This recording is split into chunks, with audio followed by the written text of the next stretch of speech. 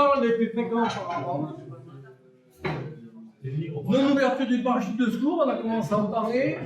Les pannes de cerveau en approche, on a déjà un petit peu parlé aussi, on va préciser. Le relâchement près du sol, les décollages par vent fort, pour qui, pourquoi, comment on peut faire autre chose. L'inattention, parce que préoccupé autre chose. C'est parti, sur le secours. On peut voir en fait deux cas différents. Une situation qui est très tendue, avec beaucoup de stress, mais stressé au maximum. Et une petite fermeture peut amener le stress de trop. Et à ce moment-là, c'est cerveau limbique, cerveau reptilien qui prennent la main. C'est plus le cortex. Là, c'est la sidération obligatoire. Et ça part terminé. Et le mec va aller jusqu'au sol, souvent comme ça, sans jamais garder de secours. Et la deuxième situation qui revient au même, mais la situation est totalement différente, c'est le contraire. C'est la situation de plénitude. C'est-à-dire qu'on a l'impression qu'il n'y a plus de danger du tout, on est bien, on est béni en fait dans la dopamine, dans la sérotonine, enfin, vous allez avoir plein de ça. On est béni là-dedans, c'est super, et du coup on ne fait plus attention. De l'endorphine aussi, on ne fait plus attention. Et comme on ne fait plus attention, on prend une fermeture, et là d'un coup, ça réveille un peu brutalement, c'est le reptilien qui prend la phase, et du coup, il ne va jamais bouger, et du coup, on est sidération terminée jusqu'au sol. Donc, on a beaucoup de cas comme ça chez nous, des gens qui meurent tous les ans à cause de ça. Comment on peut un peu s'éloigner de ça? L'idée, c'est, de ne pas se mettre trop au taquet, on l'a vu tout à l'heure, mais bon, voilà, c'est facile à dire, mais à faire, c'est plus compliqué, mais sachez que voilà, c'est très tendu, c'est difficile pour les gens qui débutent surtout, qu'ils n'aient pas trop peur. Ceux qui sont expérimentés, souvent ils n'ont jamais peur, c'est-à-dire ils ont peur, mais ils ne vont jamais se faire avoir, ils sont toujours à se battre, etc. Mais les gens un peu débutants, c'est là où ils se font très peur, où ils sont des cartouches. Sur la zone de plénitude, c'est plutôt les gens qui ont beaucoup d'expérience qui se font mal. Voilà, c'est eux qui volent le vol du dimanche, tranquille, peinard, où je pense à autre chose, et là, je me fais avoir, et du coup, voilà, ça fait de la sidération, et c'est l'enfer. Ouais. Pas de cerveau, dans les derniers virages dans l'approche, s'il y a encore un moniteur dans la salle qui est pas parti, un ou deux, ça c'est parti. La panne de cerveau, souvent ça arrive ça dans les moments de panique, et du coup c'est dans les premiers vols où la personne on a la radio, puis on pense qu'il va tourner, mais il ne tourne pas, le moniteur hésite un peu, et puis à droite. Et ce à droite là, le mec il est super stressé, cas du premier coup du parachute de secours, c'est la même chose, super stressé, un coup de stress de trop. Pouf, tout droit, il prend la maison, terminé. Ça, c'est des cas qui arrivent encore et tout le temps. À cause de la radio. Si on n'avait pas de radio à latéraux, et qu'on disait, écoute, tu me vois. Là, on voit bien le mec qui bouge ses jambes, ok. Et maintenant, comme il me voit à 200 mètres, je peux y faire à droite, je peux y faire à gauche, je peux lui parler dans le temps, mais s'il fixe son regard sur moi, il est déjà rassuré, il est déjà dans le fil, il est concentré, il va rentrer. Mais si on ne fait qu'à la radio, le mec ne sait pas où il est, voilà, ça c'est la panique et c'est l'enfer. Donc ce sont des situations de sidération, c'est la même chose. Voilà, moi j'ai fait quelques enquêtes d'accident, je vais voir le mec qui est blessé, il me dit ouais mais c'est le cours de moniteur, il m'a jamais tourné à droite, donc j'ai un plafonné à la maison, quoi. Je comprends, quel con. C'est pas ma habitude de dire que les moniteurs sont cons, c'est pas mon habitude, non je rigole. Et du coup, je vais voir le moniteur qui est à latéraux, toujours avec des gens qui étaient là, ça venait de se passer 2 jours avant, et il y a des gens du club qui sont là. Et donc, je vais un peu interroger qu'est-ce qui s'est passé, qu'est-ce qu'ils ont vu, et les mecs du club, qui me disent, mais ouais, mais non, mais nous, on voyait, on entendait la radio, qui disait à droite, à droite, à droite, comme ça. Eux, ils l'ont entendu. Et les mecs qui sont plafonnés, on ne l'a pas dit. Qui c'est qui ment? Vous avez 2 heures. Non. Qui ment? En fait, personne ne ment. C'est juste on est dans le cas. Je fais vite fait parce que c'est trop facile. On est dans ce cas-là. C'est-à-dire que tu as peur, tu as trop peur, ça passe là directement pour une réponse, qui est donc le cerveau reptilien, et en fait, l'information n'est jamais montée au cortex. Donc en fait, dans ces accidents-là, là-haut, il n'y a pas le souvenir. Il n'y a rien. Donc en fait, le mec est persuadé qu'on ne lui a pas dit à droite. Ça vous servira aussi peut-être dans certains incidents. Le mec dit non, mais En fait, oui, mais il n'était juste pas présent. Moi, j'ai jamais des gens en décollage, décoller. Bon, ma spécialité, c'est faire des handicapés. Enfin, pas de faire des handicapés, mais je crois que. Non, mais de faire voler les handicapés en fauteuil. Et j'ai eu un mec qui venait apprendre avec nous. Et quand il décollait, il avait une seconde ou deux, on voyait son cerveau s'arrêter. Et après, il continuait. Je suis allé voir, c'est space quand même, là, ton truc. T'as deux secondes où c'est pas bon. Il dit, ah bon? Et oui, lui, il ne s'en aperçoit pas. Puisqu'il n'y a rien, il n'y a pas de souvenir de ces moments-là d'aspiration. Ça passe à l'as, on ne sait pas qu'on l'a fait. Et pour lui, tout allait bien. Et donc, je discute avec lui, en fait, il avait pris un gros carton par la pente, et il a fait hélicoptère, machin, un gros traumatisme cardiaque, et du coup, quelques petits problèmes. Voilà, et dans la situation de stress, du truc, au décollage, il déconnecte, il ne le savait pas. Faites gaffe, hein, faites-vous voir par quelqu'un d'autre. Hein. On reprend. Ça, j'ai fini. Oui, mais ça, j'allais parler, c'est bon, les méthodes des palettes, le regard du pilote, c'est super. On passe à autre chose. Complètement autre chose. On a fait tout le domaine des neurones. D'accord? On a dit il y a centaines de milliards dans notre tête. Et on a vu que déjà, non, ça va être comme un ordinateur, ça va donner des zéros. Mais là maintenant, c'est qu'il y en a 3 ou 4 en même temps qui parlent. Et du coup, les biais cognitifs, du coup, plein de trucs comme ça. Le bordel intégral chez l'être humain, c'est qu'en plus, on est gavé d'hormones. Des hormones, on sait qu'il y en a 50. Et on pense qu'il y en a peut-être une centaine. On ne les a pas encore trouvées. Donc, on sait qu'il y en a une cinquantaine. On va en parler que de 3 ou 4 qui sont les plus connus. Si on commence par le cortisol, c'est celui qui résiste en fait au stress. Celui que vous avez bouffé tout à l'heure, et je vous trouve vachement plus éveillé maintenant. Hein, vous ne le sentez pas, vous? Vous êtes presque tout frais à recommencer, de faire 2 heures, non, un quart d'heure. Pas beaucoup. Non, mais voilà, ça, on le bouffe. En fait, quand on va dire, on n'est pas à phase zéro, ça n'existe pas. Mais bon, on va dire qu'on ne fait rien de particulier, on va être quasiment à 0 de cortisol. Et puis, on va au déco. On va faire un truc un peu impressionnant, on va faire un boulet de ski, mais le taux de cortisol lui monte. Et en montant, il nous prépare à l'action. C'est sympa la type, il nous envoie du glucose dans les muscles. Donc tout notre corps est rempli de glucose, on est prêt à l'action. Génial!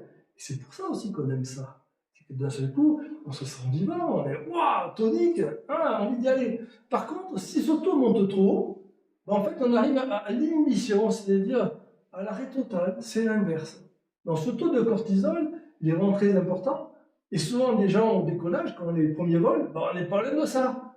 Des fois, ils sont pas sûrs de vouloir y aller, quoi. C'est un peu difficile. Ouais. Et puis après, ça va descendre. Et ça va descendre, tu vois, au bon niveau, assez rapidement. C'est des gens qui continuent par rapport. Si vous êtes trop haut, vous allez arrêter le parapente. Le kite, le ski, la moto, l'escalade, tout ce que vous voulez. Voilà. Donc en fait, on ne fait pas exprès. Bien sûr, ce n'est pas le cortex qui gère ça. C'est le cerveau derrière. On n'en a aucune possession, aucune idée du taux de qu'est-ce qu'on peut en faire. On ne fait que le subir. On subit la peur. Voilà. Pas mal. Ok. Derrière, quand on fait des fortes sensations, et puis on génère de fortes sensations avec tous nos sports à risque, en fait, on a plusieurs hormones. On a l'endorphine, on a le truc anti-stress, on a de la dopamine, la noradrénaline, on a aussi du cortisol, on vient de le voir, et puis on a aussi de la sérotonine ici. Alors pourquoi ce petit truc-là? C'est que là, il y en a 3 qui sont intéressantes. Dopamine, ça y est, on commence à savoir ce que c'est juste le bonheur, hein, c'est gros. Voilà, super. La noradrénaline, c'est une molécule qui va se transformer en adrénaline si on va trop loin dans l'excitation. Ouais, intéressant, hein. Noradrénaline, ça donne du punch, c'est le truc. Si on va trop loin, quand vous tremblez, si vous êtes allé trop loin, ça c'est de l'adrénaline. Quand on est comme ça, c'est de l'adrénaline. Si on reste cool, c'est qu'on est encore à là où il fallait. Bon, on s'en fout. Ok. Et puis la sérotonine. La sérotonine, ça c'est un truc assez extraordinaire, mais c'est celle qui donne ce sentiment de bonheur. Je suis bien, je suis relaxé. C'est aussi l'ecstasy, au hasard. C'est-à-dire que l'ecstasy, en fait, c'est une molécule qui permet à votre cerveau de propager énormément de sérotonine de ce coup. Et ça va durer 5, 6, 7, 8 heures. Sentiment extraordinaire, amour total. Et en général, Le souci un peu, c'est que bon, le lendemain, vous n'en avez plus, c'est retombé, et votre cerveau s'est déjà habitué à ne plus le produire, puisqu'il y en avait en sur partout. Et du coup, au milieu productif, vous vous trouvez un petit peu dépressif. Le lendemain, c'est pas cool, quoi. Voilà, mais souvent, ça passe. Et les gens donc, qui en prennent un peu trop souvent, ils finissent dépressifs. Parce qu'en fait, ils habituent leur cerveau à s'arrêter toujours de produire, et on en prend le plus souvent, puisque du coup, on en manque, et plus on en manque, plus ça nous emmène dans la merde. Ça, c'est dit. L'alcool, tout petit évité. L'alcool, ça, c'est de la dopamine pure. Voilà, ça va la dopamine, en regardant, c'est qu'il y a plein de trucs à côté qui vont mal. Donc, on sait, mais c'est juste la dopamine qui fait qu'on est content, qu'on est heureux. La clope, c'est un peu différent. La clope, en fait, c'est dans notre cerveau, on a deux neuromédiateurs qui s'appellent acétylcholine. C'est un truc, si vous regardez sur Internet, vous tapez acétylcholine, vous dire à quoi ça sert. Il y en a tellement de trucs qui, putain, on ne sait pas, ça sert à tout ça, il faut en aller à tout prix, tu vois. Ouais, c'est un truc, voilà, c'est comme ça. Pour le cerveau, pour le muscle, pour le cœur, pour le teint de peau. C'est pour ça qu'ils fument une gueule de merde. Ouais, ils en ont moins. Enfin, donc l'acétylcholine, c'est là, on ne sait pas pourquoi, mais quand on fume, le cerveau se gourre, et en fait, il laisse faire la morphine qui vient s'accoler sur l'acétylcholine. Et en s'accolant, oh, il vient grignoter un peu. L'emmerdant. Et donc, on est content. Ça crée de la... Ouais, j'avais pris un mot aujourd'hui. Super, 2 heures. Donc, et du coup, ce petit truc-là, il m'a fait de la clope. La nicotine, en fait, ça s'évacue en 1h02. Plus vite chez les femmes que chez les hommes. D'ailleurs. Quand ça s'évacue, votre sensation, c'est qu'en fait, vous manquez du coup d'acétylcholine. Vous voyez le piège? Et votre cerveau dit oh, l'acétylcholine, hyper important, renvoie. Et du coup, on fume. Hop. Et au fur et à mesure, on diminue son taux d'acétylcholine naturel et on le remplace par la nicotine. Et du coup, c'est la merde à arrêter, quoi. Parce que le problème, c'est que vous vous battez pour réellement un truc qui est essentiel pour vous, qui est l'acétylcholine. Juste le cerveau se trompe. Et du coup, c'est affreux. Arrêter la clope, c'est hyper difficile. Parce qu'on est vraiment dans un domaine qui est très très fort de demande de notre cerveau. Parce qu'il ne peut pas fonctionner sans. Et du coup, par exemple, le patch, c'est pas mal, parce que le patch, ça va arrêter de faire zim-zam comme ça se colle, et puis si on le met pendant 1 mois ou 2, ça se colle comme ça, on diminue un tout petit peu le truc pendant 1 mois, ou sur reste, finalement ça se passe bien, et au bout de 4-5 mois, effectivement, on s'en est débarrassé, sans souffrir, sans galérer, sans tuer son voisin, ou sans là-bas quand même. Ou son mec. Enfin, voilà quoi. Notre drogue, c'est bon pour. Le cannabis. Le cannabis c'est un peu différent. Ouais. Dopamine aussi, et en fait hallucinogène. Et du coup, hallucination, alors plus ou moins forte, c'est-à-dire qu'en fait, on a des trucs qui sont drôles. Et du coup, comme c'est drôle, on continue à se propager la dopamine. Parce que du coup, tout devient drôle. Du coup, ça s'alimente. Voilà. Ah si, j'avais oublié la cocaïne. Bien sûr, cocaïne. Cocaïne un peu différent, mais presque pareil. Cocaïne, c'est un inhibiteur de la recapture de la. Je ne pas de bêtises. De la noradrénaline, je crois. Bon, c'est pas très grave. Du coup, lui, alors ça veut dire quoi, c'est inhibiteur de recapture de la noradrénaline? Ça veut dire que pour le peu que vous produisez de noradrénaline, en fait, ça va rester dans votre cerveau très longtemps. Sinon, le cerveau, on génère, on rigole, parce que tout à fait, courir, dopamine, et puis au bout d'une minute, bon, c'est descendu, on aurait pu, et terminé. Donc le taux, il va descendre très vite. Là, ça permet en fait au taux de dopamine et de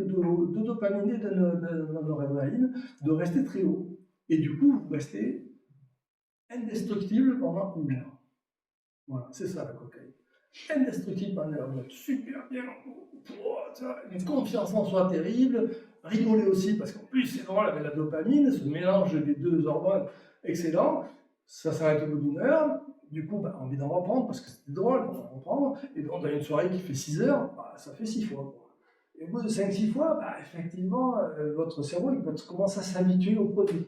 Et du coup, vous pouvez sentir un peu moins bien sans le produit. Et puis vous étiez tellement bien avec ce produit quand même, que ça donne envie d'y retourner. Bon, mais voilà, j'en ai un peu dans la voiture pour ceux qui... Alors voilà, et le problème vient effectivement de l'addiction, qui ne vient pas les premières fois, mais qui vient relativement rapidement si on commence à vraiment s'y mettre. Et là, c'est vraiment problématique parce qu'effectivement, vous avez deux hormones qui sont touchées, les deux hormones qui n'arrivent plus à se fabriquer, dopamine et noradrénaline, et du coup, ça donne des angoisses, et du coup, on n'a qu'envie d'en reprendre, c'est difficile de s'en détacher. Dans les parapentes, sinon, non, c'est ça? Ok. Bon, ce qu'on a là, ce qui est rigolo, c'est l'endorphine. L'endorphine, c'est le truc en général, on donne ça pour les mecs qui font du footing. Footing, pendant une demi-heure, c'est un abonnement. Ils sont tout contents. C'est comme ça c'est l'effet de l'endorphine, c'est de la morphine, mais auto-donnée par le corps, du coup auto-produite. Donc ça a les mêmes effets que la morphine, donc un effet très très fort. Et c'est pour ça que les mecs qui commencent à courir, même chose que pour les autres drogues, ils ont beaucoup de mal à s'arrêter. Ces mecs-là, vous voyez, il pleut, il vente, il fait froid. Ils sont ça, mais comment? En fait, il a besoin d'un truc. Et quand ils s'arrêtent, souvent ils sont malheureux. Il faut s'arrêter progressivement, comme pour tout le reste. S'arrêter progressivement pour pas de truc. Du coup, le parapente, ça va faire la même chose. Et le parapente, ce qui est étonnant, c'est qu'en fait, dans les fortes émotions, en fait, alors que l'on pensait que l'endorphine n'arrivait que au bout d'une demi-heure, trois quarts d'heure, elle arrive en fait instantanément. Du coup, au déco, on décolle, et t'as les mecs qui font waouh! Ils sont dopés à mort. Dopamine, endorphine, noradrénaline, sérotonine. Yes, gars! Fil du sexe, c'est pareil, hein, c'est à peu près les mêmes. Hein. Il y a vasospérine en plus et l'ocytosine, je vous l'avais dit tout à l'heure, si vous en voulez un peu. Voilà. Du coup, très intéressant d'avoir tous ces trucs, et on peut se dire, l'endorphine, on peut se dire, mais en fait, ça nous sert à quoi, tous ces trucs-là? Parce qu'en fait, l'endorphine, ça rend un peu, tu vois, regarde, c'est de la morphine, vous voyez ce que c'est? Ça rend un peu hagard, pas attentif. Je dis, mais ça sert à quoi ces merdes? Pourquoi on est foutu comme ça? Alors, en fait, ça nous dessert, ça nous fait des accidents. Ouais, mais en fait, rappelez-vous, on est des hommes de Cro-Magnon. Il y a 30 000 ans, t'es dans la neige, t'es un petit peu dans la merde, il n'y a rien à bouffer, et là, tu vois la biche, tu passes, donc tu là, ça dépend de quel pays vous êtes, mais c'est pareil, vous les voyez passer comme ça, et vous courez derrière, c'est dur à attraper quand même. Et en fait, vous pouvez effectivement aller derrière et courir, au bout de 20 minutes, si on n'avait pas eu l'endorphine, on se serait arrêté, on ne serait pas plus loin, en fait, on n'aurait pas survécu, parce qu'on n'a pas pu attraper ces animaux. Parce qu'il y a un deuxième facteur, que tous les animaux, absolument tous sauf un chat à la con, tous les animaux ont de la fourrure. Et cette fourrure les empêche de transpirer. Du coup, l'énergie des muscles nous fait chauffer. Vous avez bien senti, ça chauffe. Et eux, s'ils font 10 bornes, ils sont complètement, ils bougent à l'intérieur, ils sont obligés de s'arrêter. Ils ne peuvent pas être plus là, ils s'arrêtent. Et ils sont pendant 20 minutes, une demi-heure, ils sont là, ils ne peuvent plus bouger. Du coup, nous, on fait une demi-heure. Il est encore à 5 km, je ne jouerai jamais, clac, l'endorphine arrive, wow, génial, je continue, et du coup, j'arrive jusqu'à la niche ou le truc, et je mange. Voilà. Donc, en fait, hyper intéressant. L'emmerdant, c'est que ce n'est pas adapté à nos nouveaux sports qui n'existaient pas il y a une centaine d'années, et on est donc prévu pour faire autre chose de ce cerveau.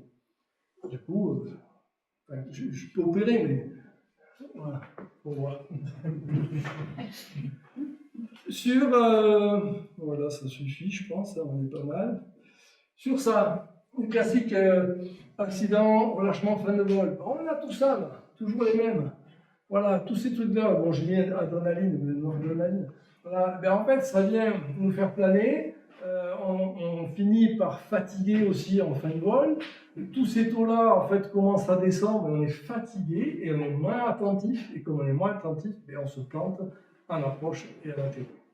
Du coup, ça veut dire que quand on va faire l'approche, après un grand vol, on sait qu'on est fatigué, même si on ne sait pas, il faut s'habituer à se mettre un tour de tournevis. Et à dire, pop, pop, pop, là c'est l'approche, tu te réveilles, hein, il y a du boulot, il ne faut pas se rater.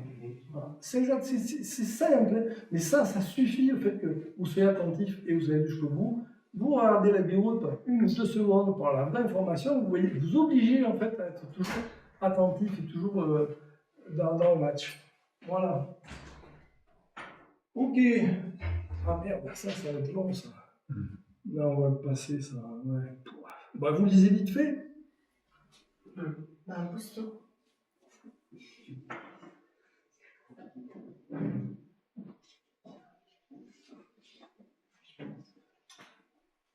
Les sensations seekers, il n'y a pas d'autre mot. En France, ça n'existe pas. Donc, c'est le mot américain, c'est ce que je connais en anglais de toute façon. Sensations seekers, c'est dans les gens qui cherchent des sensations.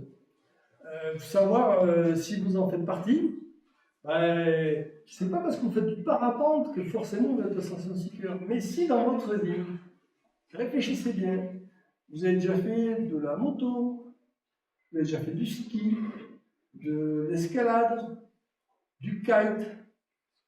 Ouais, et la d'autres, qu'est-ce qu'il y a encore? Canyoning. Canyoning, bien le canyoning aussi. Vous avez déjà fait un de ces sports-là aussi? Tout le monde. Voilà ça. Qui n'a pas fait d'autres sports que le parapente, le sport à la con, je veux dire. Tous, on est bien d'accord. Voilà. Donc vous êtes en fait tous des sensations seekers. Moi y compris, bien sûr. Hein. J'ai 30 ans de livre, vous pensez bien, c'est pour ça que ça m'a intéressé. Voilà. Donc, effectivement, tous des sensations seekers. Et ça veut dire plein de choses pour nous. Et on va y venir très vite. Donc, vous avez vu qu'il y avait, juste avant, que le cross, c'est se mettre en situation difficile. Dans les, moi, ça, c'est pas moi qui écris. Hein.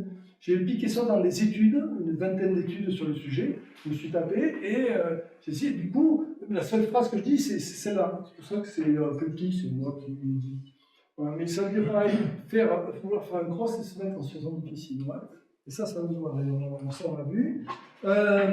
Est-ce que vous avez déjà parlé de l'état de flow? L'état de flow, c'est ce qu'on recherche à peu près tous. C'est un état où on est pleinement dedans dans le truc. Là, on est présent, on est dans le pilotage, l'aérologie nous parle toute seule, c'est génial, ça glisse, ça va. Vous voyez, le temps n'existe plus. Vous voulez une demi-heure, une heure et demie, on s'en fout, on est dedans. Ça, en fait, ça peut être donné quasiment que par des sports à risque. Les autres sports, le macramé notamment, ou les échecs, ne peuvent pas donner ce genre de truc. Il y a quelqu'un une fois qui m'a dit, ouais, mais moi je fais des maths et je m'éclate avec les maths. Je dis, ouais, c'est sûr que tu éclates avec eux, mais ça s'appelle la dopamine. Pas autre chose. Les autres hormones, elles ne sont véhiculées que quand en fait il y a un risque de mort. C'est-à-dire qu'on va faire tous ces sports qu'on a évoqués tout à l'heure, il y a un risque de mort. On ne veut pas mourir, hein, mais on les fait parce qu'en fait quoi? On est. Est-ce que je l'ai mis dans l'autre ou je ne l'ai pas écrit ça encore? Je ne sais plus. Moi, je n'ai pas écrit ça, donc je vais vous faire. Qu'est-ce que j'allais dire? Je ne sais plus, il ne faut pas que je m'arrête. On est dans des risques avant. Ouais, en fait, quand on va prendre des risques, si c'est des risques de mort stupide, enfin, on va se tuer, c'est pas drôle, vous prenez un gros shoot d'adrénaline, mais potentiellement vous êtes mort. Pas... En fait, l'idée, c'est qu'on va faire des sports où il y a potentiellement du risque, mais en fait, on est tout équipé pour ça. D'accord? Que ce soit des pistes de ski, on est tout équipé pour ça. Et du coup, en fait, votre cortex peut décider du coup, de faire ce truc-là, et tout ce qui est derrière va s'allumer parce qu'il y a du risque. Et c'est comme il y a du risque, ça allume toutes les hormones derrière qui nous font du bien. Okay. Et dans la noradrénaline, il y a une petite spécialité.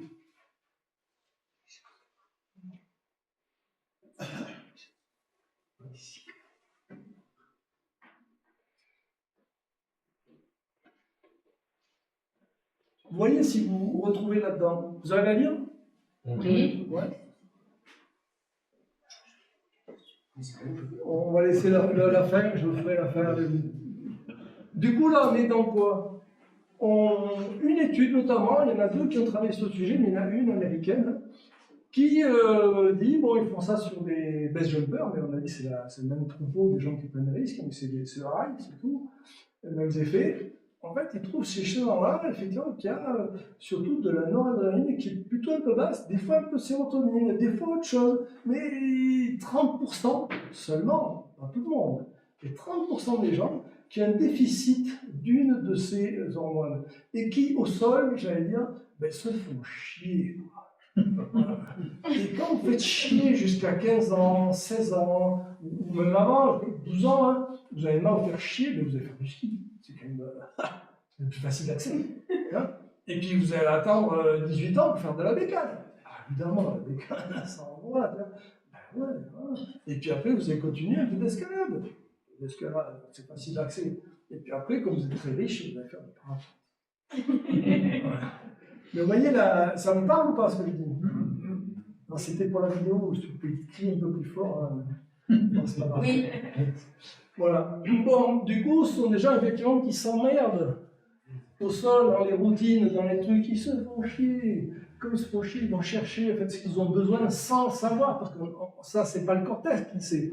Ça, c'est tout notre cerveau derrière qui dit, mais il me manque moi de ça, de ça, de ça. Et nous, on n'en sait rien. On fait un truc et d'un coup, on est mieux. Oh, mais ça, c'est génial, et c'est super, quand je fais ça, je suis super bien. Ben ouais, là, tu viens de te gaver de noradrénaline, de trucs, il t'en manque un peu, donc effectivement, t'es bien. Et du coup, ça peut durer une semaine, 15 jours, un mois, 2 mois, plus ou moins, suivant qui tu es, qu'est-ce que vous consommez. Je n'ai pas dit consommer, que consommer en hormones. Et bien en fait, vous résistez plus ou moins grave, puis au bout d'un mois, il faut y aller, quoi. Il faut faire quelque chose, quoi. Voilà, sinon, on n'est pas bien, malheureusement. Le problème de ça, un peu, c'est qu'en vieillissant, c'est déjà un peu mon cas, ça fait chier. Le gain dopamine, noradrénaline, ce combo de ces deux-là, commence à marcher moins bien. Et en fait, en vieillissant, on produit moins de dopamine. Du coup, on est moins heureux. Et quand on va faire des trucs qu'on faisait déjà avant, les mêmes vols, les mêmes trucs, ben en fait, la noradrénaline qui donne un peu le peps, en fait, ça donne une notion de trouille. Parce qu'en fait, elle n'est pas équilibrée, si les deux ne sont pas bien équilibrés, la trouille arrive. Et du coup, les anciens, bah, ils se font un peu peur pour la même activité.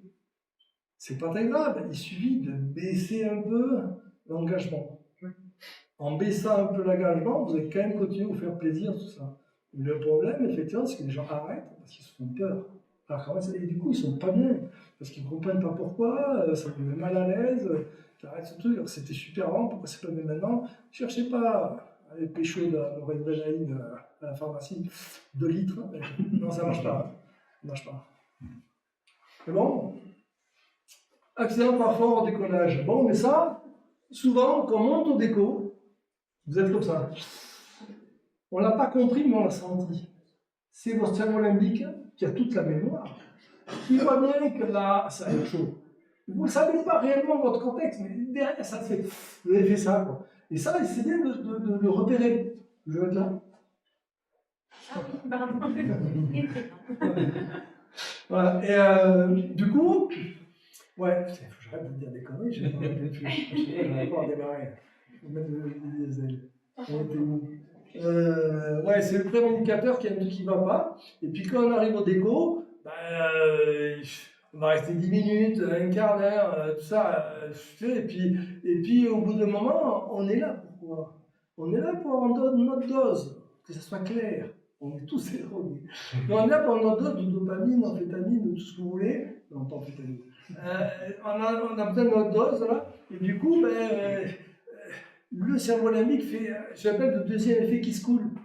Le premier, il prévient du danger, et au bout d'un moment, il dit oh, moi j'ai bouffé là, moi, il faut que tu m'envoies là du truc. Là. Et du coup, il y a un avion qui passe, ouais, non, ça va là, c'est bon.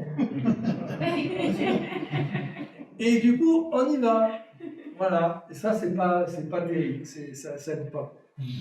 Voilà. Il y a dans ces trucs-là, ici, ils font Romeu, le Paul, un jeune, qui sont tous au décollage, c'était il y a quelques années, ils sont au décollage et puis tous se disent bon on n'y va pas, il y en a un qui veut rester. Et du coup ça se passe comme ça, tous y partent, il y en a un qui reste. Bon bien sûr, il n'est plus avec nous, hein. Voilà. Lui il est resté et du coup comprendre comment ça se passe. Lui il avait sûrement très très très envie, et quand je dis envie, il avait sûrement très besoin de voler. C'est pas une envie, c'est un besoin. Et quand ça devient un besoin, c'est pas le contexte qui va vous sauver. Hein. Les raisonnements, ça marche pas. Donc t'as beau discuter, elle est pas, ah mais bien, c'est pas moi, ta gueule, hein, ça s'insuce, hein, et ça se passe mal. La communication est brouillée, elle est pas bonne, et du coup, ouais, reste au déco, et puis il essaye, c'est plus un rocher.